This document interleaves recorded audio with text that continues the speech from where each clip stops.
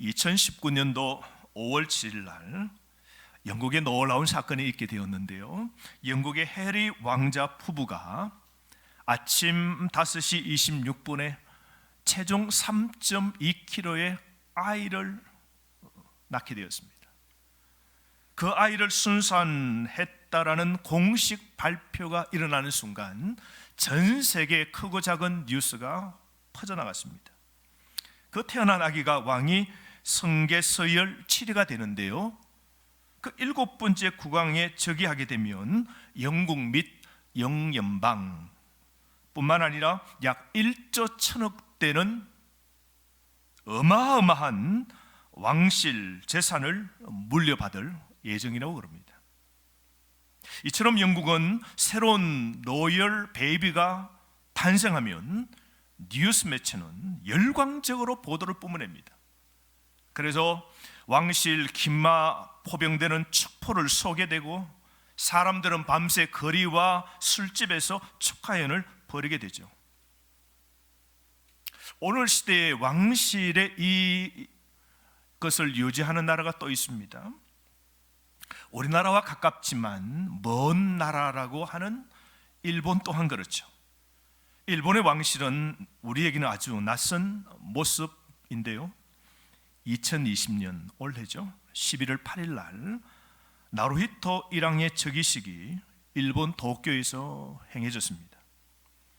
전통을 따라 즉위식과 그리고 그 시민들의 그 반응들이 뉴스에 나왔는데요, 우리에게는 좀 생소한 모습이었죠. 주민들이 일본 사람들이 왜 저렇게 다 열광적으로 저렇게 좋아하고 기뻐하고 그리고 이 뉴스에 매료되어 있을까? 우리는 우리 가슴에 참 와닿지는 않지만요, 우리가 잘 모르는 일본의 또 다른 한 단면이죠.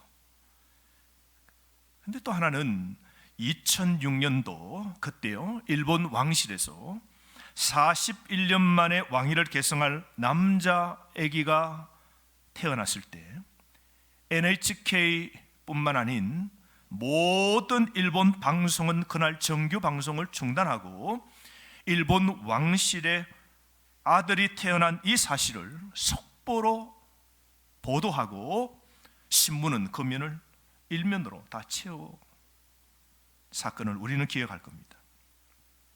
이처럼 영국과 일본에서 오늘날 또 이 왕의 자리는 이 정치적 권한에 없습니다. 정치적으로 힘을 쓸 수 있는 건 전혀 없어요.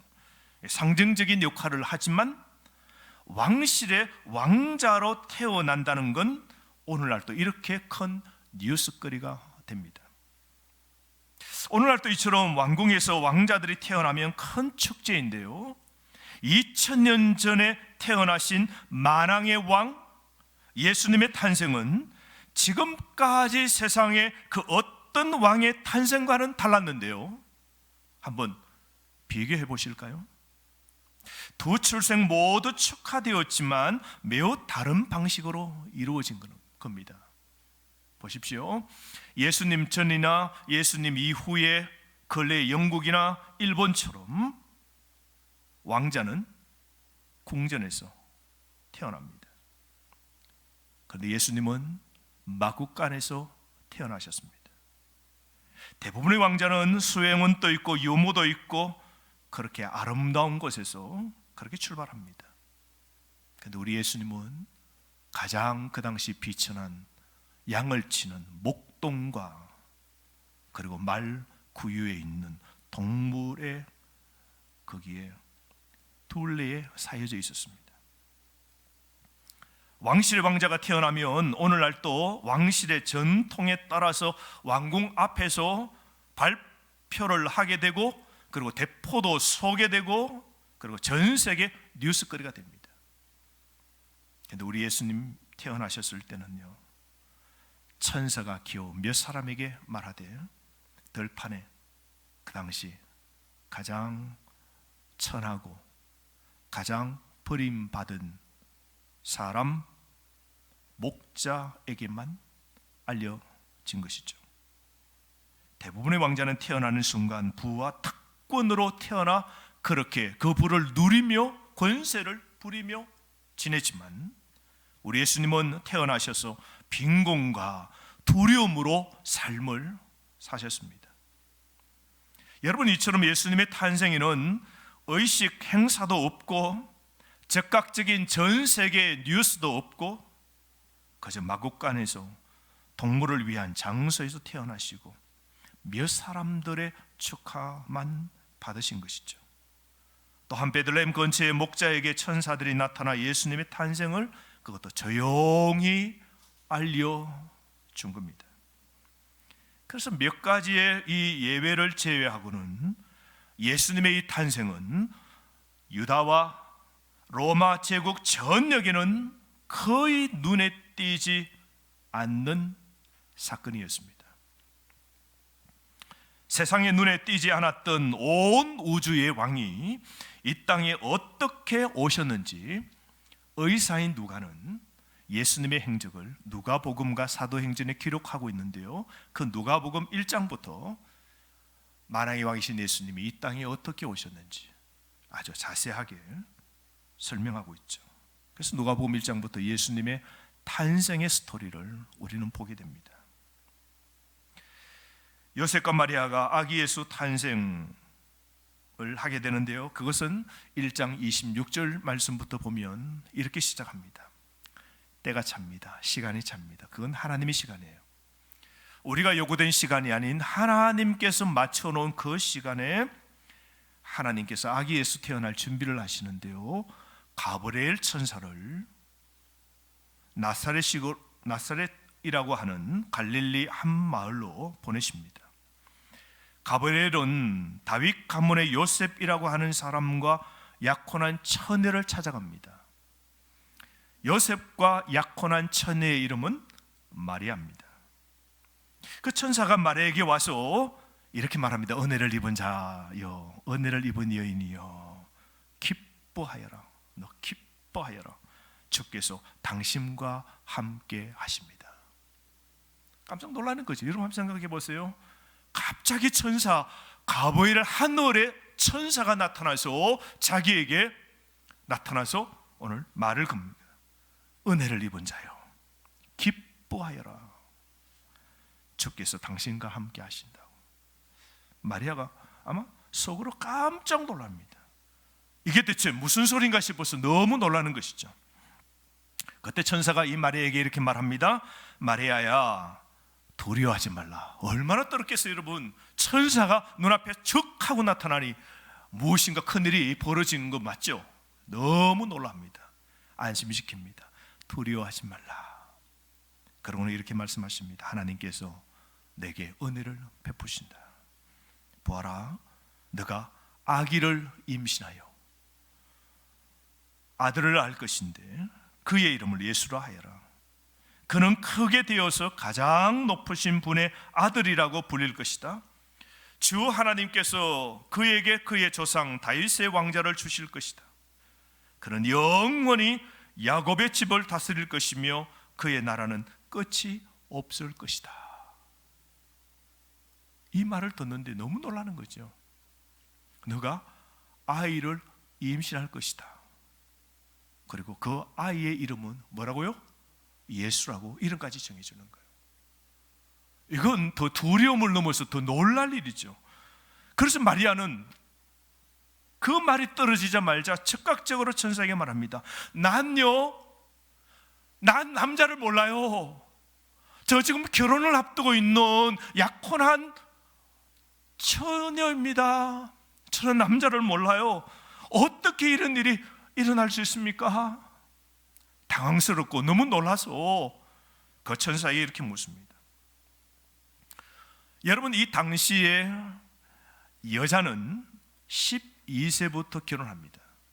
요즘 우리 결혼은 나이가 30세 지나서 결혼하고 20대 후반에 하지만요, 고대사의 2000년 전에는 사람들의 수명이 짧고 전쟁이 일어나면 일찍 세상을 이렇게 죽기도 합니다. 수많은 병도 있죠. 우리 요즘 코로나 때문에도 힘들지만요, 그 당시는 사소한 병에 약이 없어서 그냥 죽습니다. 그래서 12세에 결혼을 합니다. 남자는 대부분 20세 정도. 그러니까 마리아의 나이도 12세에서 14세, 요즘 말로 하면 중학교 1학년에서 중학교 3학년입니다. 남자를 알지 못하고 결혼을 앞두고 있는데 임신을 하다니 너무 놀랐겠죠. 물었더니 천사가 이렇게 말합니다. 성령이 너에게 내려오시고 가장 높으신 분의 능력이 너를 감싸 주실 것이다. 태어날 아이는 거룩한 분 하나님의 아들이라고 불릴 것이다. 하나님께서는 하시지 못할 일이 없다라고 그에게 말합니다. 남자를 알지 못하는 12살에서 14살 된 마리아에게는 놀랄 일이죠. 그런데 여러분, 오늘도 마찬가지지 않습니까? 오늘도 우리에게 이런 은혜가 있어야 되지 않겠습니까? 불가능이 가능케 되는 건 성령이 우리에게 임하고 그 크신 하나님의 능력이 우리에게 임할 때에 불가능이 가능케 되어지는 겁니다.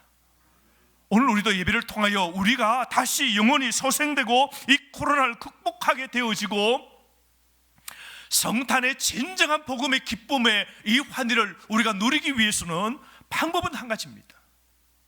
하나님께서는 하시지 못할 일이 없으신데요, 오늘 냉랭하고 텁텁하고 복음의 자유와 기쁨을 제대로 우리가 경험하지 못하는 하나님의 첫사랑을 잃어버린 우리에게도 오늘 이 아침에도 성령이 내게 내려오시고 가장 높으신 하나님의 능력이 우리를 감싸주시면 우리에게는 새로운 능력이 오늘 또 일어나는 겁니다.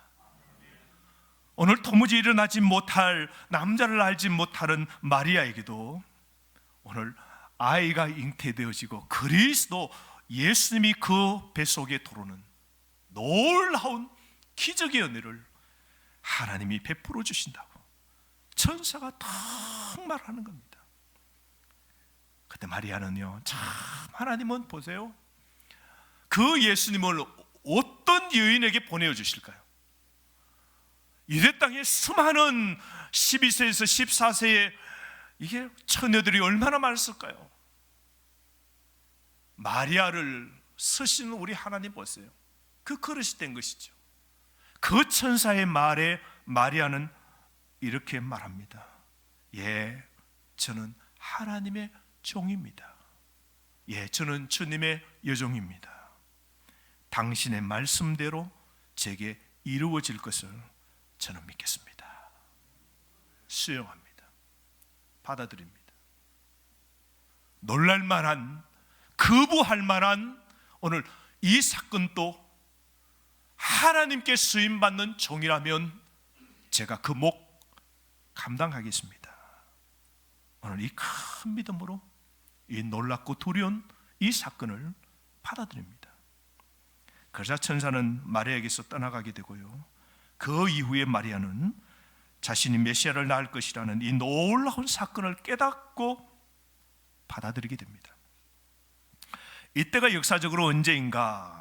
오늘 본문 2장 1절부터 시작하는데요, 예수님의 탄생은 신화적인 것이 아니고 이 역사의 한 시간의 축의 한 공간 속에 일어난 사건임을 누가는 또렷하게 오늘 기록하여 우리에게도 남겨주고 있는데요, 1절 말씀 보십시오. 그때에 천사가 찾아와 마리아가 이미 임신한 그때에 아구스도 황제가 내린 칙령에 따라 온 나라가 호적을 등록하게 되었다 그럽니다.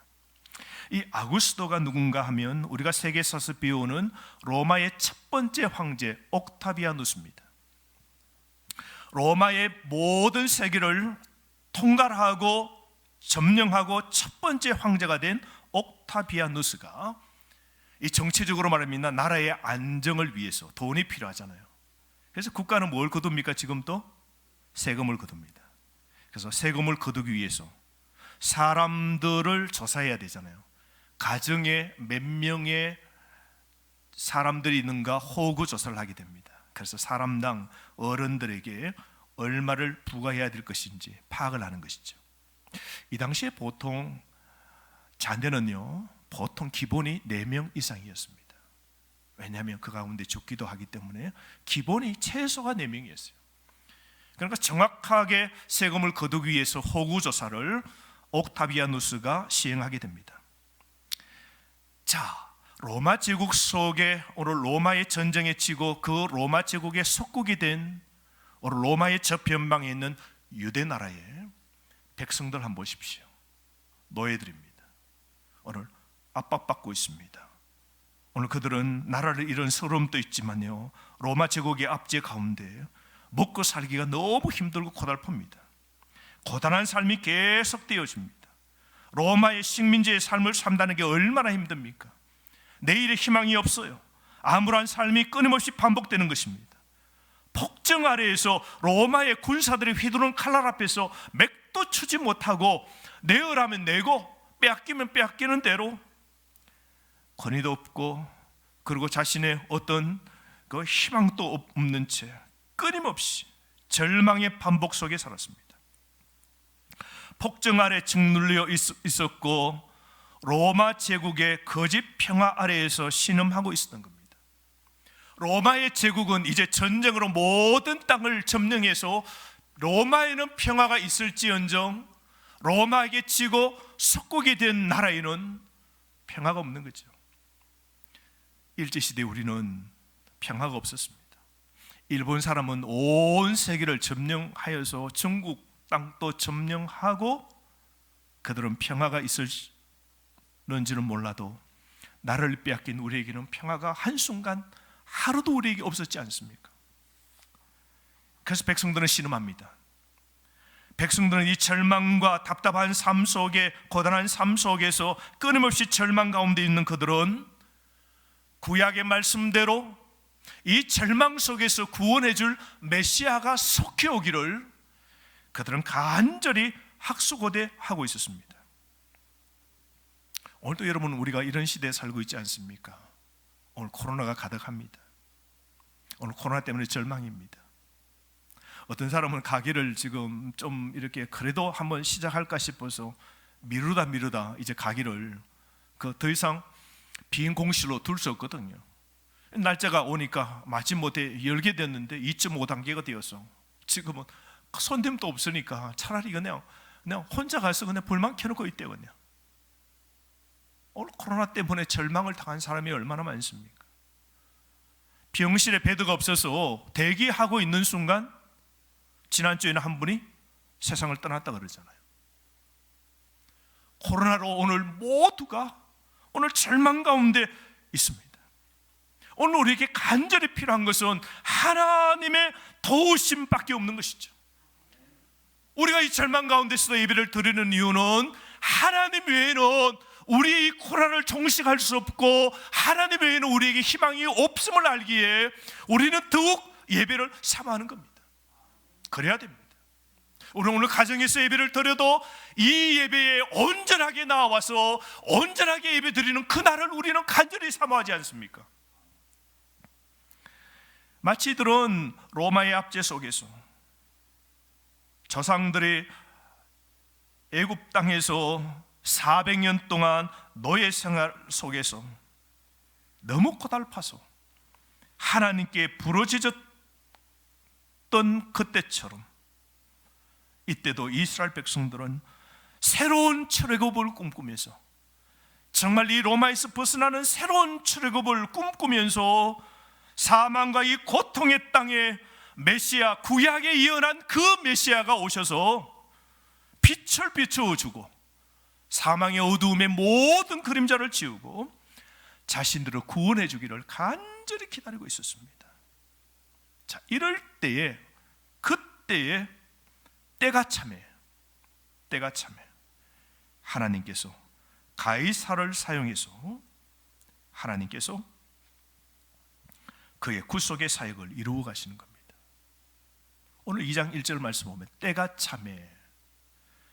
여러분, 하나님이 아들 예수 그리스도 우리의 구원을 위하여 이 땅에 보내주실 때 아무 때에나 집어넣으셨겠어요? 이때입니다. 언제요? 옥타비아누스가 전 세계를 통치하고 있을 때, 이때입니다.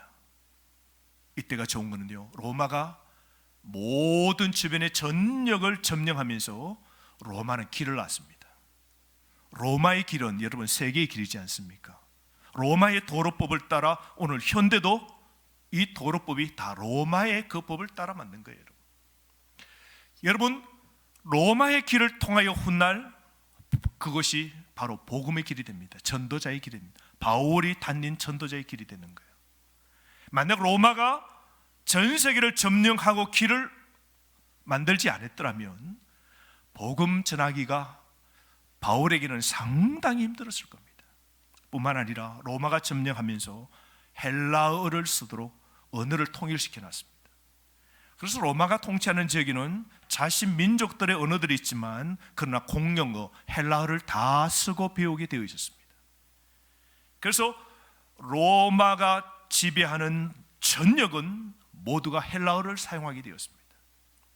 그런데 이 헬라어를 가지고 훗날 예수님의 복음이 로마에 사는 모든 민족들에게도 다 퍼져나가게 된 것이죠. 그러므로 예수님이 언제 이 땅에 오시는 것이 좋을런지 하나님은 예수님 이후의 제자들이 복음 전하고 전 세계에 그리스도의 놀라운 복음을 전하도록 다 만들어 놓으시고, 하나님께서 이 때가 되면 하나님의 타이밍, 하나님의 시간에 하나님께서 마리아가 임신하고 태어나도록 하신 겁니다. 호적하는 이 소동이 벌어지자 요셉도 베들레헴으로 가게 되는데요, 2절 말씀 보십시오. 그때 이스라엘 정치적 상황은 유대는 시리아에 소속되었고 로마의 통치를 받고 있었는데 총독 구레노가 호적 등록을 실시하게 합니다. 그래서 모든 사람은 호적을 등록하러 자신의 고향으로 가야 됩니다. 고향으로 가게 되는데요, 4절 말씀 보십시오. 요셉이라는 사람은 다윗 가문의 자손입니다. 그래서 자기의 고향은 어딘가 베들레헴인데요, 지금 사는 곳은 어디예요? 갈릴리 나사렛 동네입니다. 북쪽에 있는 갈릴리 나사렛 동네에서 베들레헴까지는 약 한 120km가 됩니다. 그러니까 그러면 5일 정도 걸어가야 돼요, 여러분. 먼 길이죠. 근데 이때 마리아는 임신 10달이 거의 다 찬 겁니다. 그 몸으로 여러분 집을 떠나 120km 때로는 그 기똥기똥한 걸음으로 가려면 일주일을 가야 됩니다. 적잖은 큰 고생이 따르게 되죠. 그런데 법을 따라야죠. 호적 때문에 요셉과 마리아는 부득불 유다 지파에 소속된 그는 다윗 집안 출신인지라 갈릴리 나사렛 동네에서 부득불 만삭의 몸으로 고향 베들레헴으로 가게 됩니다. 이 요셉 부부와 이스라엘 백성들은 진짜 모르는 고통을 당하죠. 갑자기 호구 조사를 시키면서 자기 고향에 가서 거기서 다 등록하라는 겁니다. 그러니까 이 이스라엘 사는 온 전역이, 온 동네가, 온 사람들이 떠들썩하게 시끌벅적 일들이 벌어지게 된 겁니다.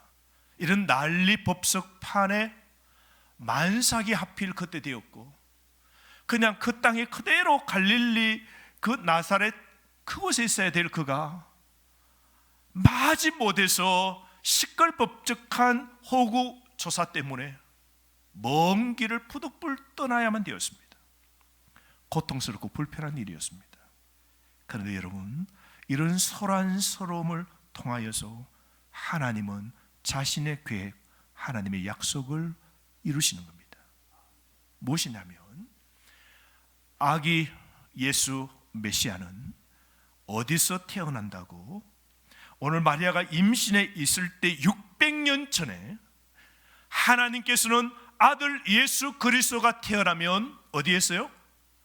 베들레헴에 태어나실 것을 선지자들에게 예언하셨습니다. 구약의 미가 5장 2절 말씀에 보면 여호와께서 말씀하셨습니다. 베들레헴아, 너는 유다에서 가장 작은 마을 중에 하나이지만 너에게서 이스라엘을 다스릴 자가 나올 것이다.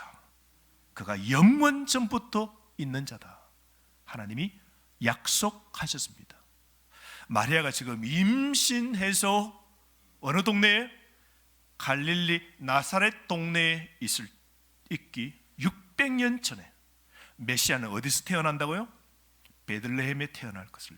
뿐만 아니라 이사야를 통해서도 하나님께서 메시아가 태어나는 것은 이새의 줄기에서 한 삭이 나온다고 그랬습니다. 이새, 다윗의 아버지가 이새입니다. 이새의 줄기에서 한 삭, 메시아거든요. 메시아는 누구예요?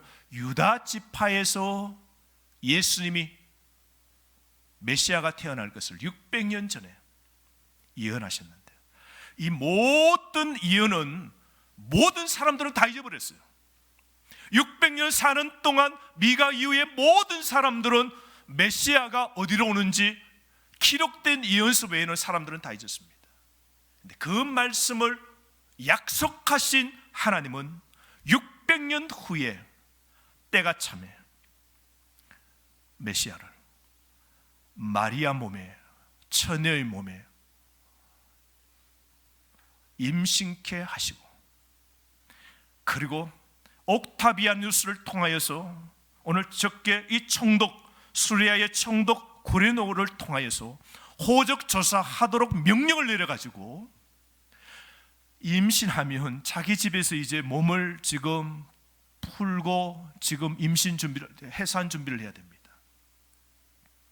그런데 시끌벅적한 통에 떠나 움직여 베들레헴에 가게끔 하나님이 옥타비아누스도 흔드시고 호구조사를 통하여 흔들어서 기어이 그 약속을 이루도록 베들레헴으로 유다 이새의 줄기인 다윗의 그 자손인 요셉이 베들레헴에 가도록 하나님이 이렇게 배후에서 역사하신 것 보십시오. 그러므로 여러분, 고난에는 하나님의 뜻이 있는 겁니다. 일주일 내내 임신한 몸으로 마리아가 걸어가면서 왜 하필이면 이때에 호구조사가 무슨 일이람? 요즘 말로 하면 왜 하필 이때 하나님께서 우리에게 코로나를 주셨냐고, 왜 하필 2020년도에 내 사업과 내 삶에 우리 교회에 코로나를 주셔서 이렇게 망하고 막히고 답답하고 힘들고 계획이 오늘 닫히도록 하셨나고. 우리는 절망스럽고 고난을, 우리는 불편하고 하나님께 답답하다고 원망할 수 있지만요, 여러분 하나 기억하십시오. 오늘 이 사건 속에서도 하나님의 우리를 향한 뜻과 계획이 있음을 여러분 믿으시기를 바랍니다. 그러므로 여러분, 여러분의 고난, 여러분의 그 질병, 여러분의 가정의 문제, 지금의 사건도 하나님께서 다르게 뭔가 이루시고자 하시는 계획과 선한 뜻이 있음을 여러분 수용하시기를 바랍니다. 그러므로 이 마리아는 그 몸을 끌고 그 땅에 가서 결국 아기 예수를 탄생하게 되는 것이죠. 그러므로 사랑하는 성도 여러분, 오늘 로마 옥타비아누스가 세상 권력으로 로마 제국 전체를 흔들어 놓고 호구조사를 시키고 백성들이 자기의 고향에 가서 등록하도록 막 이렇게 흔들어 놓아도 세상의 권력이 압제하고 찍어 누르고 사람을 흩어버리고 사람을 성가시게 만들어도 하나님은 당신의 계획을 그대로 이루어 가심을 여러분 믿으시면 아멘. 오늘날도 동일합니다. 여러분, 나를 향하신 하나님의 선한 뜻을 여러분 믿으시고, 나를 향하신 하나님의 선한 계획의 뜻은 오늘 코로나도 흔들어 놓을 수 없고 변개시킬 수 없고 무너지게 할 수 없음을 믿으시기를 바랍니다. 그러므로 여러분, 오늘 또 이 코로나 가운데서도 살아계신 하나님만 믿고 그 하나님만 의지할 때 대적으로부터 승리를 얻을 수 있고 생명을 지속할 수 있고 참된 평화를 누릴 수 있다는 것을 믿고 오늘 또 늘 소망 가운데 살아가시기를 바랍니다. 오늘 그곳에 가서 드디어 베들레헴에 갔더니 그곳에 사람들이 모두 다 호구조사한다고 집을 다 떠나왔어요.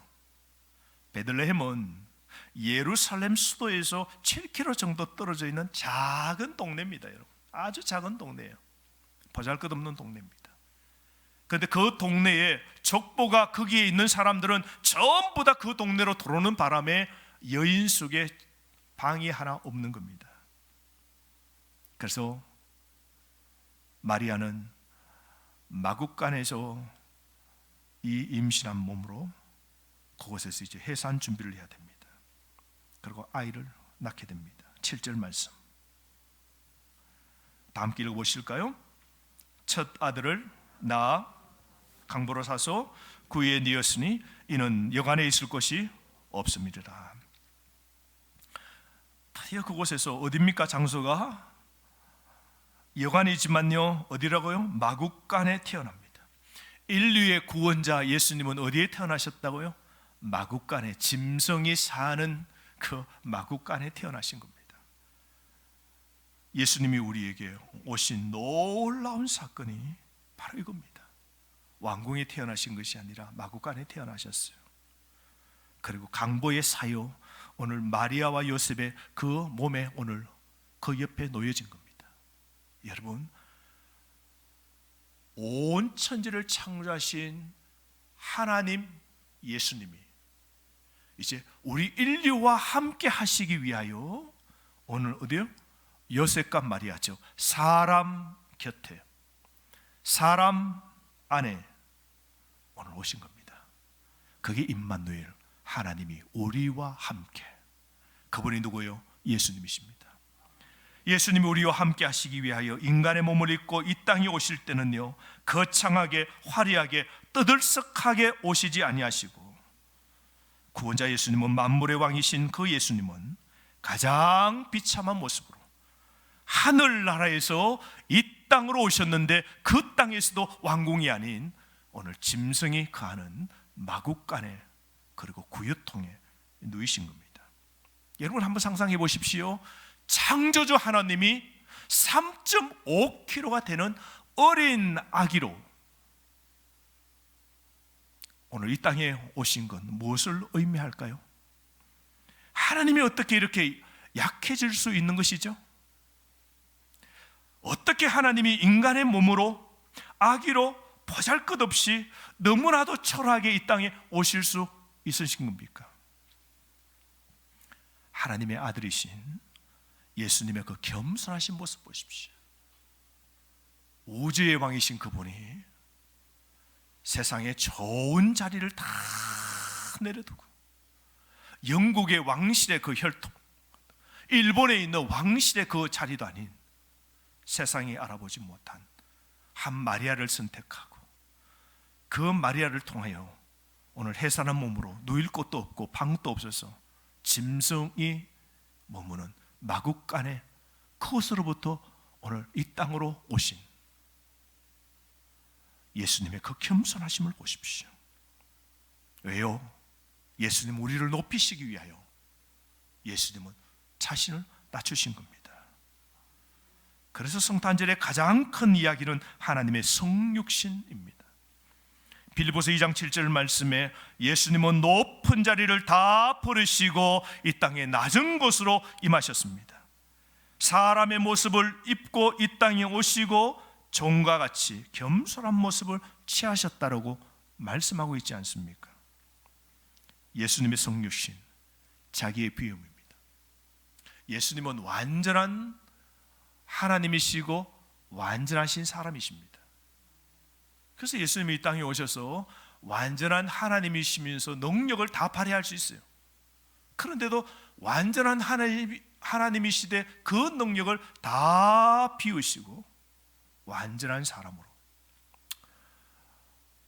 배도 굶주려 보시고 사람에게 욕도 얻어먹으시고 채찍에도 맞으시고 죽음이라는 고통도 참 인간의 몸으로 예수님은 다 겪으신 겁니다. 왜요? 자신을 낮추시고, 왜요? 십자가에 자신의 몸을 내어주셔 오늘 어린 양의 피처럼 보혈을 흘려주셔서 그 피를 우리를 덮어주셔서 우리 죄를 사하여 주시고 구원해 주시기 위하여 하나님의 아들이신 예수님은 가장 겸손한 자리로 이 땅에 오신 겁니다. 인기와 관심, 주목되는 자리를 포기하시며 이 땅에 오신 겁니다. 그러므로 여러분, 우리가 어떻게 살아야 될까요?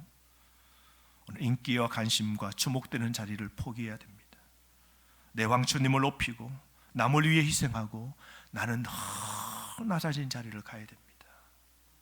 누구처럼요? 예수님처럼요. 예수님은 얼마나 낮추셨어요?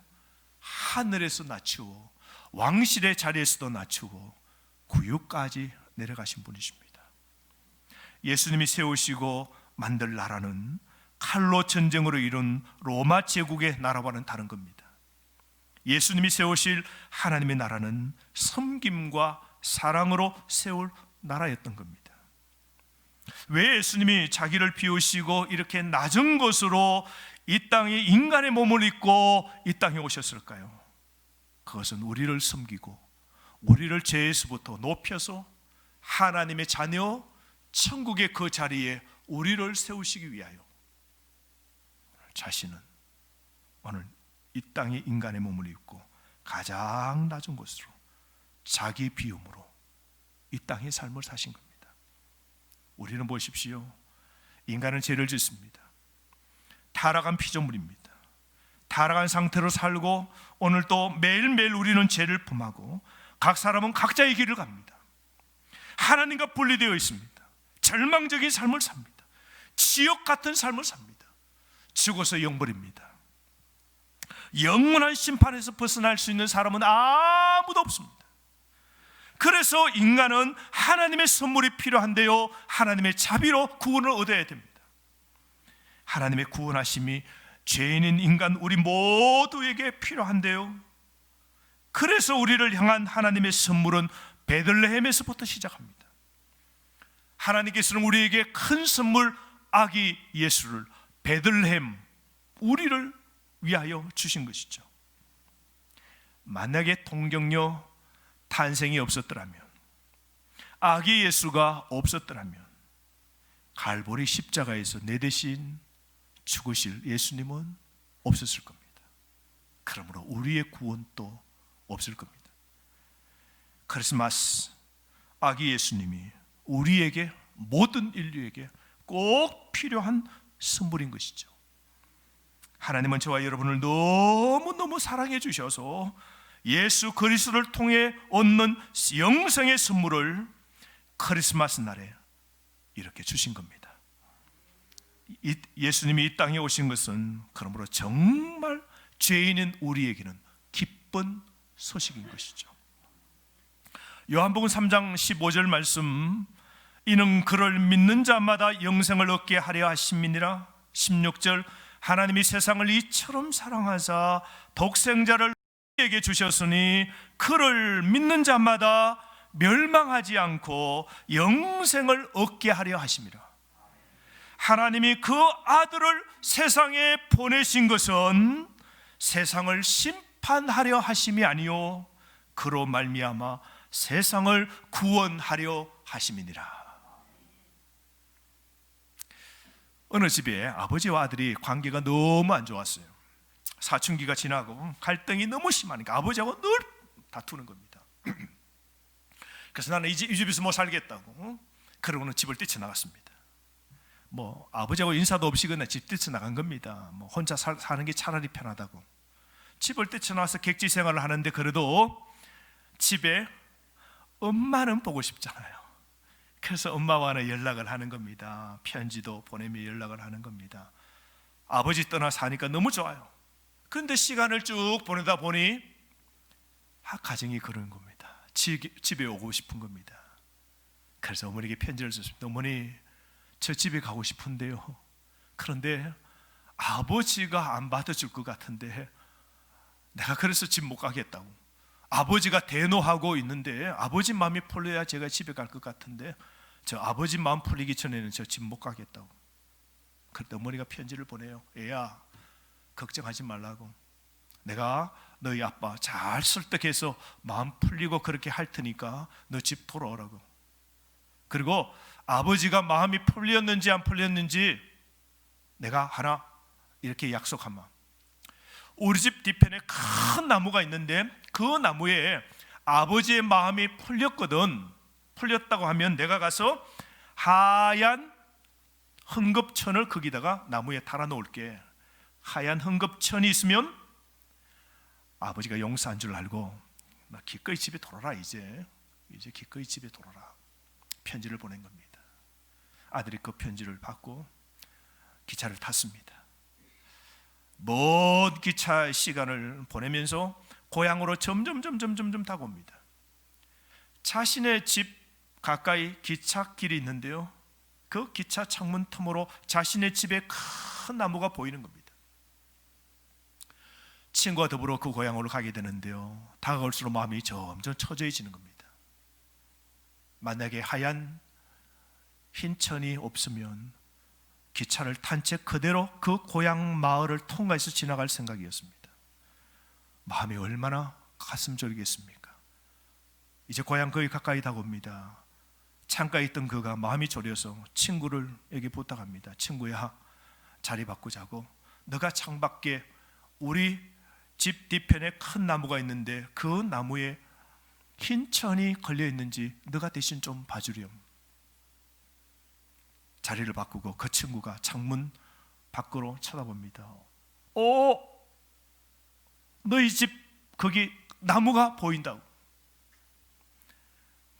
묻습니다. 야 친구야, 그 나무에 천이 보이니? 하얀 천이 보이니? 하얀 헝겊이 보이니? 나무에 달려있는 헝겊이 잘 보이겠습니까? 기차는 점점 가까이 그 나무의 헝겊이 보일 거리만큼 갑니다. 조용한 친구가 말합니다. 보여! 하얀 헝겊이 보여. 하얀 천이 보여. 그런데 말이야, 너희 집 나무에 하얀 헝겊천이 가득 주렁주렁 메어 달려 있어. 나무 전체가 하얀 천으로 다 달려 있어. 그 말에 아들은 펑펑 울면서 그 기차역에서 내려 자기의 집으로 걸어 들어가는 겁니다.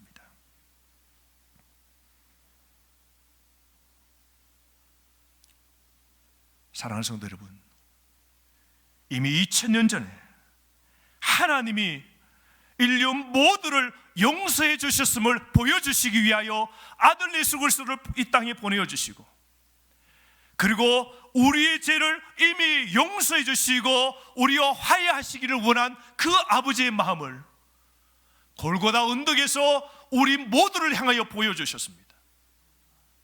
나는 너희들을 사랑한다라고. 나는 너희들을 모두 용서하노라고. 인류 모두가 볼 수 있도록, 용서해 주시는 아버지의 마음을 볼 수 있도록 아기 예수를 이 땅에 보내어 주시고, 골고다 언덕의 십자가의 그 주님, 그 대속의 죽음 우리에게 보여주셨지 않습니까? 이게 죄인인 우리에게는 가장 기쁜 소식이죠. 그러므로 사랑하는 성도 여러분, 오늘 또 이 하나님의 은혜를 기억합시다. 다가오는 성탄절, 저와 여러분 사랑하셔서 2000년 전에 이 땅 위에 가장 낮은 자리 마국간까지 오시고 오늘 가장 빛이 난 자리에서 결국은 사시다 33년 후에는 가장 죽음의, 절망의 자리, 고통의 자리, 수치의 자리, 십자가의 자리까지 내려가신 예수님을 기억합시다. 뿐만 아니라 그 독생자 예수님을 보내어주신 그 하나님, 이 복음 때문에 오늘도 기뻐합시다. 이게 우리에게 기쁜 소식입니다. 하나님을 바라볼 때 오늘도 기쁨과 평안은 넘치는 겁니다. 이 은혜가 코로나 시대에 더욱 기쁜 소식이 가득 퍼져나가길 주의 이름으로 축원합니다. 자비로우신 주님, 죄와 사망과 어두움 땅에 2000년 전에 이 땅 위에 가장 빛이 난 말구유에 아기 예수를 보내어 주신 주의 은혜에 감사합니다. 우리의 죄와 사망에서 구원해 주시고 영벌에서 영생으로, 흑암에서 빛으로, 이 땅 위에서 영원한 천국으로, 마귀의 자녀에서 하나님의 자녀로 우리를 바뀌도록 해주시기 위하여 아들 예수 그리스도를 이 땅에 보내어 주신 하나님 은혜에 감사합니다. 죄에서 우리를 구원해 주신 주의 이 기막힌 놀라운 복음의 은혜의 기쁜 소식에 감격합니다. 오늘 이 기쁨 소식에 오늘 이 성탄절을 의미 있게 보내게 하시고 복음의 소식을 알지 못하는 자들에게 하나님의 복음을 전하는 우리 모두 되게 하옵소서. 예수님의 이름으로 기도합니다. 아멘.